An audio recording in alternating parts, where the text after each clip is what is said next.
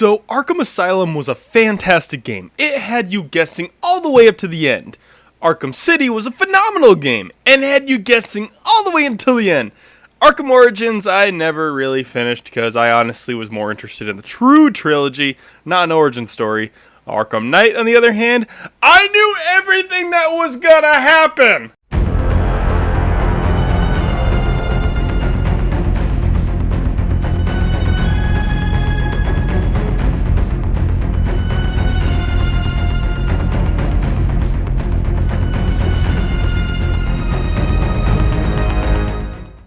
For starters, I'm a diehard Batman fan. It's pretty obnoxiously apparent amongst my friends. Hell, I even asked on Facebook to see what they would respond, and most of them gave the typical response with a few trying to be funny.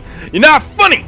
I'll even give an example of one time when I was out at dinner with a bunch of friends, and sitting several seats away from me was a dude I had only just met that night. He happened to go into detail about everything that was wrong with the Christopher Nolan films and what really happened in the comics.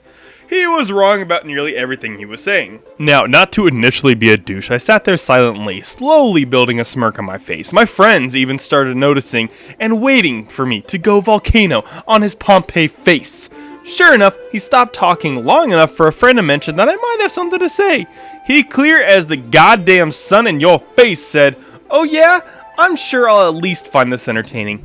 Go ahead." Boom! I melted his ass with knowledge to a degree that he had to go straight to urgent care for 4th degree burns, because my knowledge of the goddamn Batman was cooler than a fucking arc flash explosion point blank, son! Back to the games. If you haven't played the Arkham games, go play them. Go beat them, and then come back to this video, because spoilers are going to litter this video, I promise. I want to talk about two predecessor games to Arkham Knight, obviously not including Origins. As stated earlier, I haven't beaten that one yet for honestly lack of interest. Arkham Asylum boomed onto the scene and was considered the greatest Batman experience, or hell, superhero experience in general. It was beautiful, it was dark, it had Kevin Conroy and Mark Hamill reprising the roles from the animated series. It was brilliant, and the entirety of the game is trying to figure out what the Joker is up to. You bring him to Arkham, he takes it over and unleashes the enemies on you. It's fantastic and very well written. Then, ending boss. I have to agree with the vast majority, it was stupid and just didn't need to be in there. Arkham City follows up with Arkham being shut down and now turned into a mini-city that's policed by the officers of Gotham. Bruce gets himself into Arkham City and BAM! Batman shows up on the scene! Now the statement of the ending boss being really stupid in Arkham, it kind of fits, it's integral to this game. The Joker is dying from the Titan that he had put into his body. He injects the Batman with the blood from him to find a cure, to force him to find a cure really. The game literally ends with the Joker dying and Batman carrying him out in a very iconic scene. Arkham Origins is an origin game, but I didn't play it and I should explain why. It brought back the Joker because hey, he didn't die, right? It's an origin. It felt too damn safe. I wanted to see where they would go with him dead, you know? The Joker's too damn safe of a villain. Then Arkham Knight gets announced. A knight is terrorizing Gotham with a Scarecrow as the main villain. This I love. Scarecrow is such a brilliant villain and his segments in the Asylum were so astonishing and the great play on the player. The moments of transition from the fear gas were, well, perfect in my opinion. Now, who is the Arkham Knight? That was the big question that was going around. People speculated the Joker, which would be dumb. I immediately dismissed that idea. There was a couple others I considered, like Hush maybe, that would be pretty cool. Then the super obvious Jason Todd, which to be certain wasn't mentioned in other games. He was never mentioned, at least as far as I can remember.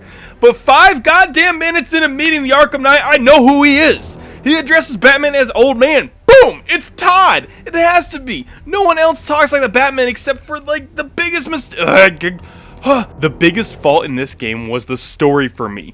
There were so many interesting elements throughout it and the way it was told, but the big twist was so bland. I'm tired of the Jason Todd story. It was an epic twist back in the day when the Red Hood first showed up, but now we are just reusing him as the big twist and not even being subtle about it.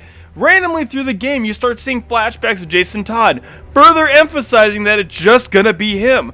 Furthermore, this Jason is flawed from the very beginning. If you've seen Under the Red Hood, this one scene, Jason wanted to show what needed to be done to save Gotham. The big gripe he had against Batman was the one person that took Jason's life was still alive. The Joker. But hey, Joker is fucking dead! The world thinks Batman killed him, so for all intents and purposes, Jason has no reason to have any vendetta against Batman. If anything, it would have been better if the story for Jason was a side mission. Who is the mysterious Red Hood? And he's complimenting Batman for killing the Joker, and it's a side quest. A side quest to discover who the Red Hood is, not the main goddamn story. No, because you see, in this version, Jason had his brain washed into wanting to kill Batman by the Joker himself. So now, Jason comes back and threatens everyone, puts Barbara in the hands of the enemy, and causes so much death and destruction that when he comes to his breaking point, I don't feel bad for this asshole. He turned on his friends. I don't like seeing this character go from having a tragic backstory to us having to feel bad for him. In this case, I don't feel bad for him. He's a horrible, horrible being in this game. There's nothing to sympathize with.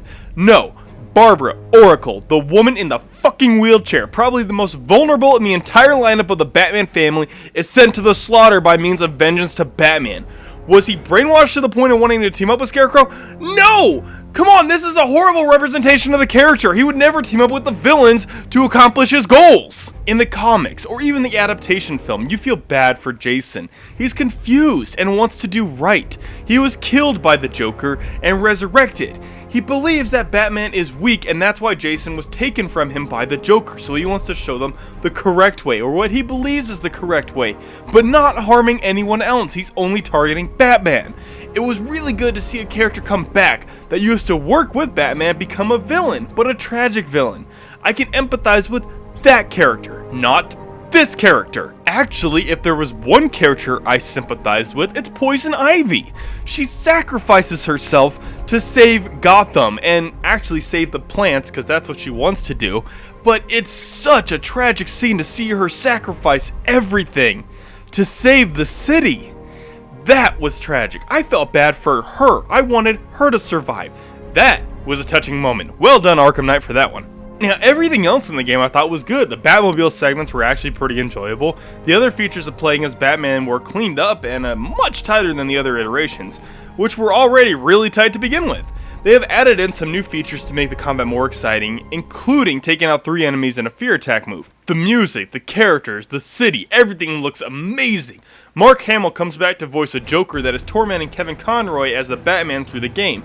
You see, the blood that was originally in Batman from the Joker is now trying to take over his body and become a twisted Joker Dark Knight, which is a great concept.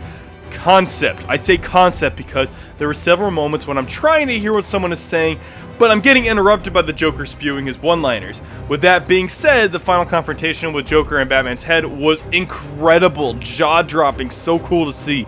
I've never seen the Joker in such a light of desperation. It was great. One of the big downsides for me was the Scarecrow. I know I mentioned how much I love the fear effects from the Asylum, but here it's very underplayed. You don't experience this fear gas very often, and when it's done lazy. For instance, well, a big instance, you watch Barbara get gassed and kill herself. But nope, it was Batman that got gassed and she didn't really die. Lazy! Fuck off! Come on, man! That bugs me to a degree that I can't describe. It feels like the game wants to throw you a twist, but I knew she wasn't gonna be dead and I knew Jason Todd was the knight, so where the fuck were the twists? I know I'm completely focused on the storyline because, hey, the gameplay is great. I have no complaints on that. There's nothing to really say about it. Everything is satisfying in execution, and the DLC costumes are fun as shit. Busting out as Adam West is super enjoyable. The big revealer at the end was the biggest letdown. Batman gets revealed to the world that he's Bruce Wayne, but it does lead up to a great scene with Cash. Reason why I love this character. So Bruce Wayne, huh? If it's all the same to you, I'll stick to Batman. Personally, I thought this was epic. Batman is done. Bruce Wayne had no longer be the Dark Knight. So he goes home and the reporters surround his house. He walks in, exchanges words with Alfred, and boom, the house explodes. Bruce Wayne and Alfred have just died.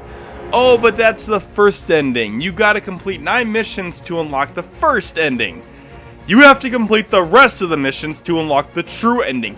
Fuck that shit. This should all be a side mission stuff, optional. You do not need to require to do these to finish the fucking game. You finish all the main missions, you get the main ending, and that should be how it goes. The side missions should be side fucking missions. So straight to YouTube I go for the true ending, which is dumb as shit. Apparently when Bruce Wayne dying All the criminals just give up fighting anymore. Gotham is a great place to live, Gordon is running for mayor, and a bat figure shows up at the end, but is cloaked in scarecrow gas or some shit and ends.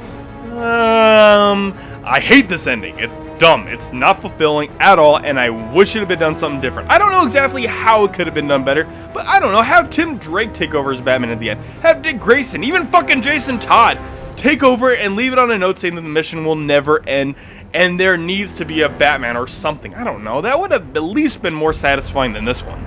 It's hard to say how I feel about this game. If you were to ask Alex, how is the Arkham games in order of completed games, I'd say City, Asylum, and Night in order of favorite to least. But this game got nearly perfect scores across the board. But yeah, this game kinda sucked, and as I have mentioned in so many other videos, the story is the biggest aspect of a game that I enjoy. Alone in the Dark is still gonna be my go-to example of a game that had horrible controls, but a great story. I wish they had done more with the Knight. I wish they had run with the idea, more than just making him an obvious villain like Jason Todd. They even promoted that Arkham Knight was an original character, which sure in name, but not in execution. It's just a variation of Red Hood and it's weak. I'd say play this game if you want to see the ending of the Essential Trilogy, but it's not something I would tell people is a masterpiece. Needless to say, I'm disappointed. But hey, maybe you will enjoy it. Just because I like chocolate ice cream, you may like vanilla ice cream. It's all a play on flavor, folks. Take a taste if you want to get a chance to come to your own conclusion. Even though I basically spoiled all the plot elements of the game, but whatever, I didn't force you to watch this video. With that being said, make sure you like, comment, share, and subscribe. So, yeah, I'm excited to hear what everyone has to say about my opinion on this game. Comment below. I want to hear what you guys thought. Maybe a lot of you liked it. Maybe a lot of you are in agreement with me. Or maybe I just spoiled the shit out of this game for a lot of you. With that, I apologize for those that didn't want to get spoiled. But I warned you. I warned you. So, comment, Twitter, Facebook, Tumblr, fucking Patreon. Click here for 2 other videos I've done in the past. And I'll see y'all next time.